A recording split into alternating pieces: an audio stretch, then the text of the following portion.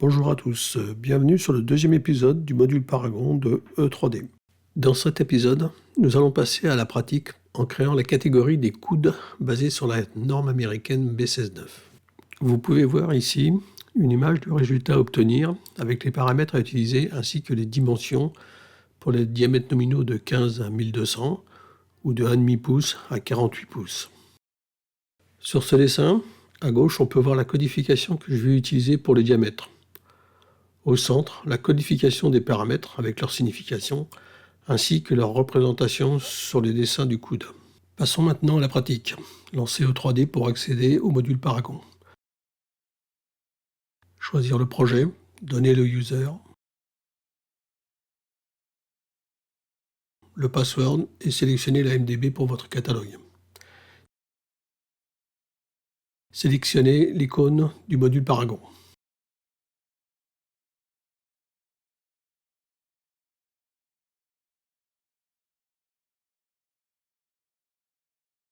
Après le démarrage de Paragon, vérifiez que vous êtes bien dans la discipline Piping en haut à gauche du menu. Après, dans l'Explorer, sélectionnez la base de données où le catalogue sera créé. Créer le catalogue. Dans mon exemple, je fais un catalogue par ensemble de normes, américains, européens, anglais, etc. Je vais commencer par les normes américaines. Mettre le purpose sur pipe si ce n'est pas le cas. Mettre une description si vous le souhaitez et valider par le bouton OK. Ensuite, créer une section par type de composant. Dans notre exemple, on va commencer par les coudes ou elbows. Préfixer le nom de la section pour un identifiant basé sur la norme. Ici, le nom sera A-elbow. Mettre le purpose à pipe et une description si besoin et valider par OK. Sélectionnez le bouton de création de la catégorie. Donnez-lui un nom en accord avec votre codification. Le purpose à pipe et la description toujours si besoin. Ces descriptions peuvent vous être utiles si vous voulez faire des rapports de vos différentes catégories. Dans mon cas, j'ai fait un document Word et Excel pour mettre toutes ces informations. Validez par OK pour la création de votre catégorie. Maintenant, on entre dans le vif du sujet avec cette nouvelle forme que nous allons utiliser jusqu'à la création complète de vos composants de tuyauterie pour cette catégorie. Première chose à faire, sélectionnez la catégorie en haut à gauche de la forme et cliquez sur le bouton bleu Catégorie Attributes en bas à gauche. Donnez une description si besoin, mais je vous conseille de le faire à cet endroit. Choisir le type de la catégorie, elbow dans notre cas. Quand on aura sauvegardé, l'icône à gauche de la catégorie changera pour donner une représentation schématique des composants de la catégorie. Ensuite, dans l'Explorer, sélectionnez la catégorie puis le PTSE et cliquez sur l'icône bleue à droite du Paper Set, à droite de la forme pour associer cet élément dans la catégorie. Faire la même manipulation avec le GMSE et les géométries set. Idem pour les DTSE et les datasets, validé par le bouton Apply et le bouton Back. Étape 1. La création des paramètres. Sélectionnez le dataset dans la forme. Comme vous pouvez le constater lors de la création de la catégorie, un premier paramètre a été créé. Sélectionnez ce paramètre dans la partie en bas à gauche de la forme et changez l'attribut key en accord avec votre codification. Dans notre cas, c'est abord. Mettre votre description dans le champ prévu à cet effet. Dans le champ type, sélectionnez dans la liste le type approprié. Je prends bord pour mes composants. Il est très fortement conseillé de prendre pour le premier paramètre le diamètre nominal d'entrée du composant.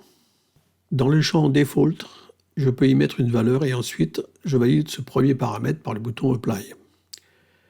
Créez le paramètre suivant en cliquant sur le bouton New. Sélectionnez ce paramètre dans la liste, changez les informations pour le key, la description, la valeur par défaut et le type de données. Dans notre exemple, ce deuxième paramètre sera un Word qui définit le type de connexion aux extrémités du composant et le défaut est BWD pour Buttweld, validé par Apply. Créer un troisième paramètre qui, dans notre exemple, définit le diamètre extérieur du pipe pour le coude. Prendre PIOD pour l'attribut K, Pipe Outside Diameter pour la description, distance pour le type et 21,3 pour le default. Validé par Apply. Enfin, quatrième et dernier paramètre qui définit le rayon du coude. DITE pour l'attribut K, distance to end pour la description, distance pour le type et 38 pour défaut, validé par reply. Attention, lorsque vous créez tous ces paramètres, il ne faut surtout pas toucher aux attributs définition et numéro de la section Property. On verra plus tard comment les utiliser. Pour finaliser l'étape 1 sur les paramètres, sélectionnez le composant en dessous de l'élément catégorie en haut à gauche de la forme. Modifiez en partie basse le générique type par Elbow. Modifiez son nom en accord avec la codification en place. Dans notre exemple, je mets le code AD pour le diamètre 15. Je double ce code car j'en utilise un pour l'entrée et un pour la sortie du composant. Ce sera utile pour les composants de type réduction. Je remplis les paramètres en mettant un espace entre chacun d'eux. 15, BWD, 21.3 et 38. Voir l'image de la norme à droite. Mettre une description si vous le souhaitez. Sélectionnez l'élément catégorie pour voir le résultat. Étape 2, création des P-points. L'objectif des P-points est de définir les points de connexion entre composants dans le modèle 3D, ainsi que le positionnement des primitifs qui forment ce composant. Pour visualiser les axes et les P-points, cochez les cases correspondantes au-dessus de la vue du composant. Ensuite, sélectionnez le P-point set dans la liste des références. Dans la liste déroulante, sélectionnez un axial P-point ou PTAX. On verra au fur et à mesure de nos exemples les différents types de P-points. Le PTAX est défini par une direction et une distance par rapport au point d'origine appelé P0. Donnez un numéro à ce P-point. On prend impérativement 1 pour le premier, ce qui définit le point d'entrée du composant. Dans le champ Connection Type, mettre le paramètre qui donne les informations de connexion. On met le 2 dans notre exemple avec la syntaxe para2 en mettant des crochets de part et d'autre de chiffre 2. Dans le champ bord, mettre le paramètre du diamètre nominal. Pour celui-là, on utilise la formule RPRO abord étant le paramètre 1 que l'on a défini précédemment.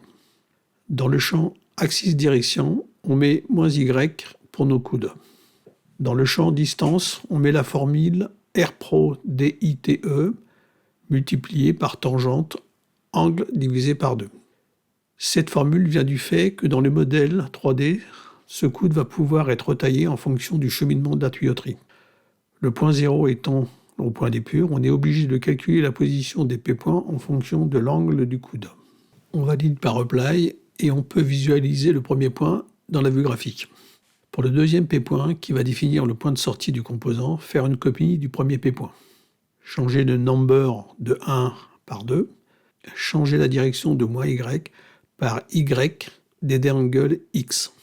dd angle va permettre de récupérer l'attribut angle du coude dans les modèles 3D. On valide par reply et on visualise le second P-point. Pour vérifier le bon fonctionnement de l'utilisation de l'attribut angle du composant, ouvrir la forme Model Parameter Setting, modifier la valeur dans le champ Design Angle et sélectionner la catégorie dans la liste des références, faire un zoom all et constater que le P2 a bien tourné en fonction de l'angle donné. Étape 3, création des géométries. Maintenant, passons à la création des géométries de notre série de coudes. Dans la liste des modèles références, sélectionnez Géométrie. Dans la liste déroulante, en bas à gauche, choisir la primitive pour notre coude. On prendra un Circular-Tor ou SCTO. Ce SCTO se définit en donnant le point de départ et celui d'arrivée. Dans le cas de nos coudes, le départ est le point P1 et l'arrivée le point P2. Pour le diamètre, on utilise la propriété PIOD que l'on a créée dans l'étape 1. Pour la syntaxe, on tape la commande RPRO PIOD. On vérifie que l'on est sur la représentation Piping Detail et l'on valide par le bouton Apply. On visualise immédiatement la représentation de notre coude dans la vue graphique. Ensuite, nous allons créer la géométrie dans le mode Centerline. Cette représentation filaire sera essentiellement utilisée pour la création de plans sous draw. On peut vous demander de voir sur ces plans toutes les lignes inférieures ou égales à 4 pouces en unifilaire. Donc il faut le prévoir dans la géométrie. Créer un élément line. Cet élément se définit comme le Circular-Tor ou SCTO par un point de départ P1 dans le champ From et un point d'arrivée P2 dans le champ To.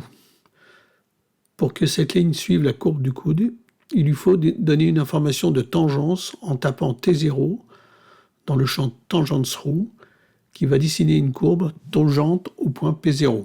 Pour visualiser le résultat, sélectionnez en haut à droite de la forme la représentation Profile Centerline. Mettre aussi le champ représentation à Profile Centerline, cela mettra à jour les différents champs en dessous. Validé par Apply. Pour finaliser cette représentation filaire, nous allons ajouter des sphères aux extrémités du composant. Choisir dans la liste une sphère en choisissant SSPH. Dans le champ direction, tapez P1 et pour le diamètre, je mets 20% du diamètre extérieur du coude. Tapez RPRO PIOD multiplié par 0,2 dans le champ diamètre. Choisir la représentation Piping Centerline et Apply. Pour l'autre extrémité, copiez la première sphère et modifiez le champ direction en remplaçant P1 par P2 et validez par Apply.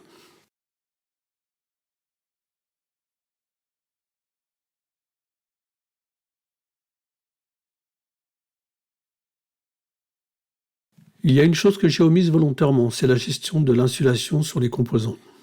Je reviens sur la primitive Circulartor, SCTO, pour lui ajouter une information qui va permettre d'ajouter une épaisseur sur l'extérieur du coude, comme montré sur l'image. Dans le champ diamètre, j'ajoute la formule plus I par entre crochets 1 et je valide. Je vous parlerai plus tard comment on met en place les specs d'insulation et aussi celles de traçage. Maintenant, nous allons créer les autres composants de notre catégorie. La première méthode, que je nomme manuelle, est de sélectionner le bouton New dans la forme. Changez le nom du nouveau composant en fonction de la codification mise en place. Je vous mets un petit tableau de ma codification pour les diamètres. Ensuite, je remplis les valeurs pour chaque paramètre mis en place.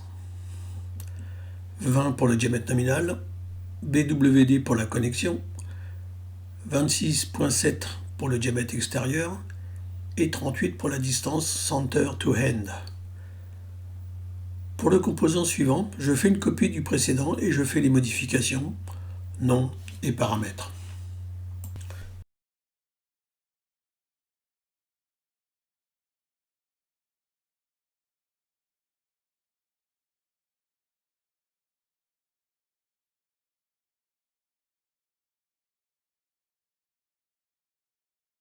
Pour la deuxième méthode, je vais chercher un fichier Excel en utilisant le bouton Import de la forme. Je sélectionne le fichier pour mes coudes. Je vous mets un petit aperçu du contenu. Et, dans la nouvelle forme, je crée tous mes composants en cliquant sur le bouton Load All Data. Si des composants existent déjà, ils seront mis à jour lors de l'import. On voit que l'icône de la première colonne est différente si l'élément existe ou pas. On peut vérifier la création de la liste complète.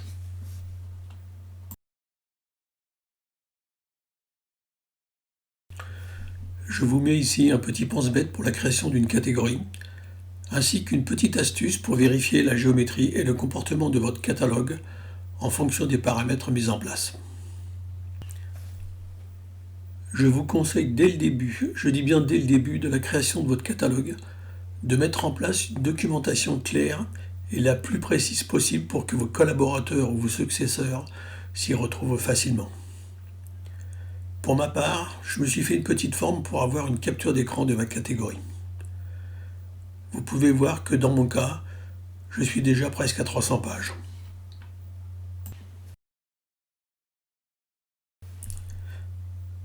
N'hésitez pas à m'envoyer vos commentaires et vos questions. Je vous donne rendez-vous pour la suite de la création de notre catalogue. Merci de votre attention et à bientôt.